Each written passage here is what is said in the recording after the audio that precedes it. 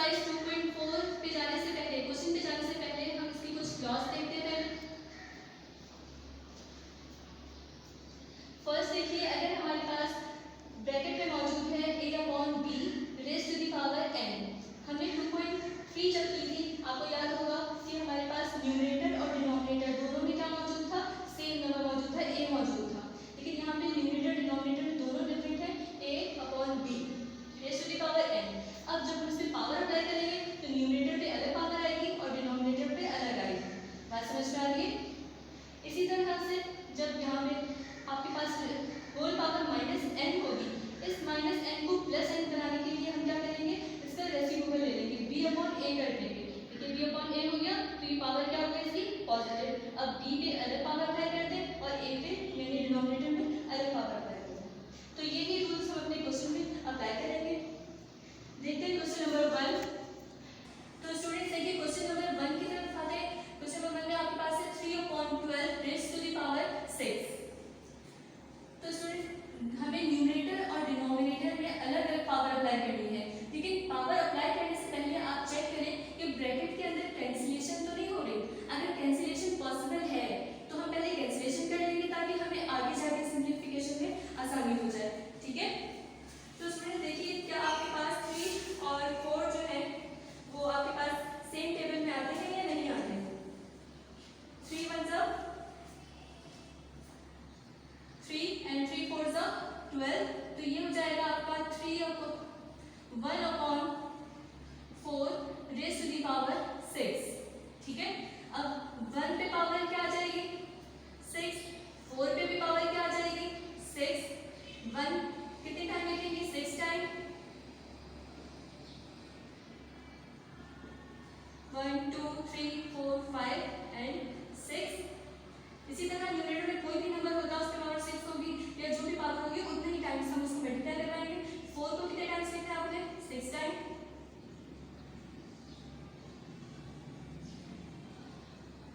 1 2 3 4 5 6। ठीक है, 1 को 1 से मल्टीप्लाई करेंगे, हमारे पास क्या आएगा, 1 ही आएगा।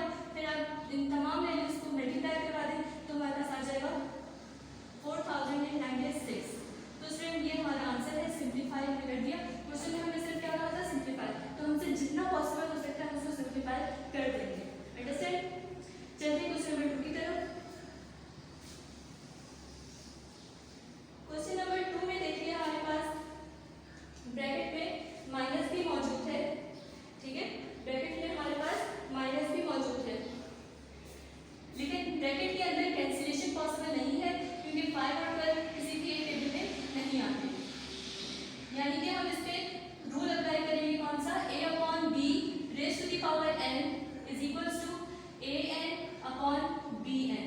तो इसी तरह से यहाँ पर भी कीजिए, -12 raise to the power 5/5 raise to the power 5। अब -12 कितने टाइम लिखेंगे, मल्टीप्लाई करेंगे 5 टाइम। -12 मल्टीप्लाई बाय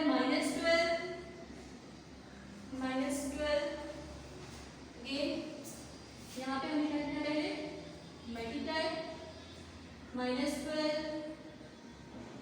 तो ये हो गया, हमने कितने टाइम लिख लिया, 1 2 3 4 5 अपॉन 5 1 2 3 4 5। कैलकुलेटर से इससे पहले से यहाँ पे देखें minus minus plus, plus minus minus, फिर माइनस माइनस प्लस और प्लस माइनस माइनस। इससे आसान तरीका क्या है कि आप देखिए माइनस में पावर क्या है, 5, जो कि क्या है, एक ऑड नंबर है। ठीक है, जब भी हमारे पास माइनस पे ऑड नंबर होगा तो आंसर में भी माइनस आएगा। अगर इवन होता तो ये प्लस बन जाता। बात समझ में आ रही है? तो स्टूडेंट्स 12 को 12 से जब हम 5 टाइम्स मल्टीप्लाई करवाएंगे तो हमारे पास क्या आ जाएगा, 24 8 32, यानी कि 2,48,832 अपॉन 3,125। 5 को जब हम 5 से 5 टाइम मल्टीप्लाई करवाएंगे तो ये आप लोग कैलकुलेटर, सिंपल कैलकुलेटर से यूज करके मल्टीप्लाई कर सकते हैं। ठीक है, नेक्स्ट क्वेश्चन देखते हैं, क्वेश्चन नंबर 5।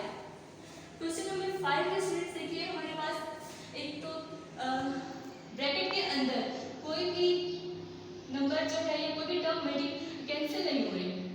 और दूसरी बात ये कि हमारे पास पावर कैसी है, नेगेटिव है। तो पहले हम पावर को पॉजिटिव बनाएंगे।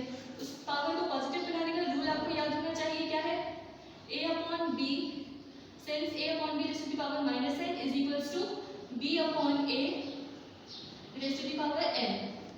तो इसको अप्लाई कर दीजिए, क्या हो जाएगा ये, यानी कि a अपॉन b है, ये b अपॉन a, यानी कि डिनोमिनेटर ऊपर चला जाएगा 3cd upon a square b, और पावर -2 से क्या हो जाएगी, +2। यहाँ तक क्लियर है। अब न्यूमरेटर के हर टर्म पे अलग पावर आ जाएगी, यानी कि 3 square c square d square, denominator में 8 स्क्वायर a स्क्वायर, और फिर इस पर भी ये स्क्वायर b स्क्वायर। सिंप्लीफाई करें, 3 का square 9 c square d square as it is, 8 का स्क्वायर 64, a पावर से पावर अभी हमने क्लास एक्सरसाइज में पढ़ी थी पहले, 2 2 ज़ा 4 और b स्क्वायर। तो स्टूडेंट्स ये हमारा आ गया आंसर। इस टाइप के क्वेश्चन आपके एमसीक्यूज के लिए इंपॉर्टेंट है, इसके अलावा 2.7 2.8 को समझने के लिए भी इंपॉर्टेंट है, ठीक है।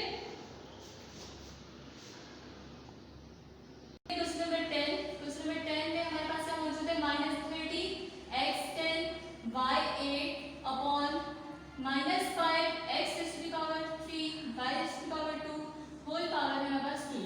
तो स्टूडेंट हमने क्या कहा था, पहले हम देखेंगे कि ब्रैकेट में कुछ कैंसिलेशन हो रही है, तो ब्रैकेट में हम सॉल्व करेंगे।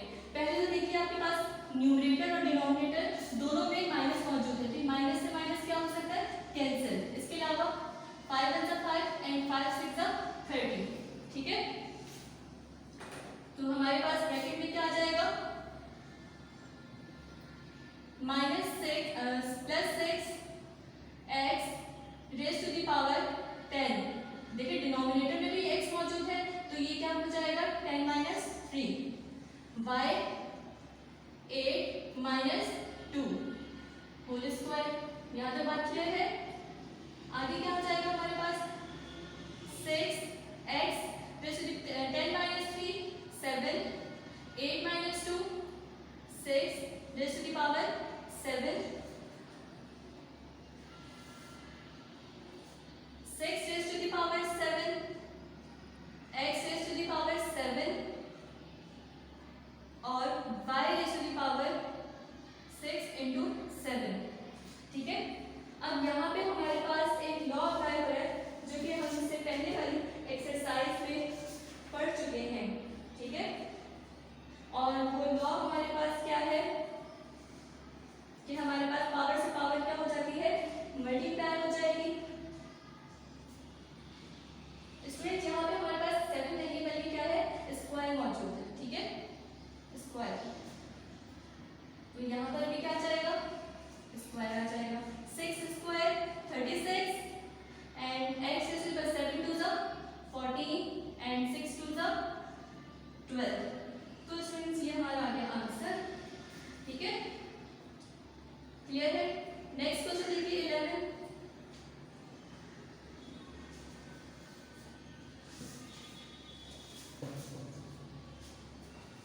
क्वेश्चन नंबर 11 में देखिए हमारे पास पावर क्या मौजूद है, negative. 3a square b6 c6 upon x y z -5। क्या करना होगा हमें मालूम है a upon b raise to the power -n किसके इक्वल होता है, b upon a raise to the power n के। तो इस पर अप्लाई कर दीजिए इसको, तो ये आपका डिनोमिनेटर क्या बन जाएगा, numerator x y z upon 3a square b6 c6 raise to the power +5। सब पे न्यूमरेटर डिनोमिनेटर में हर नंबर पे अलग अलग पावर अप्लाई कर दे। x5 क्योंकि ये हमारे पास किसके इक्वल होगा, bn अपॉन an के, तो यहाँ पे x पे ऊपर पावर 5 y5 एंड z5। समझ में आ रही बात। फिर 3 raise to the power 5 a square raise to the power 5 b6 raise to the power 5 C6 raise to the power 5। Clear है? सिंप्लीफाई कीजिए इसको, x 5 y 5 z raise to the power 5। 3 raise to the power 5 हमारे पास क्या आ जाएगा? 243।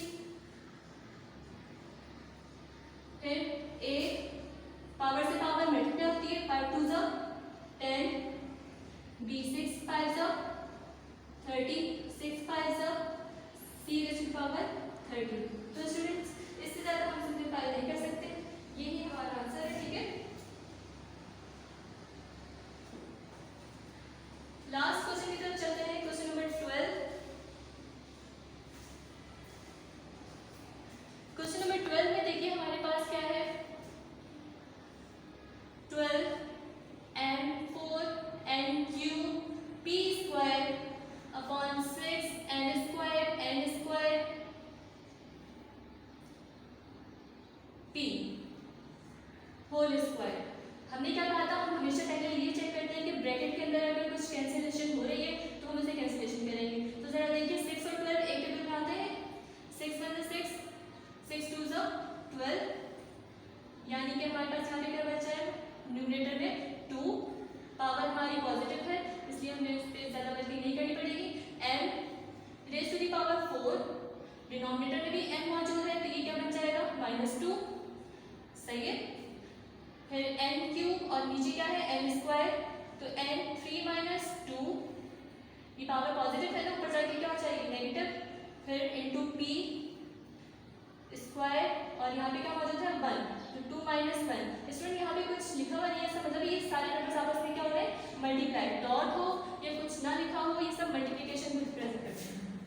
और हमारे पास होल पावर क्या मौजूद है, स्क्वायर, तो 2 raise to the power square. ठीक है, फिर n,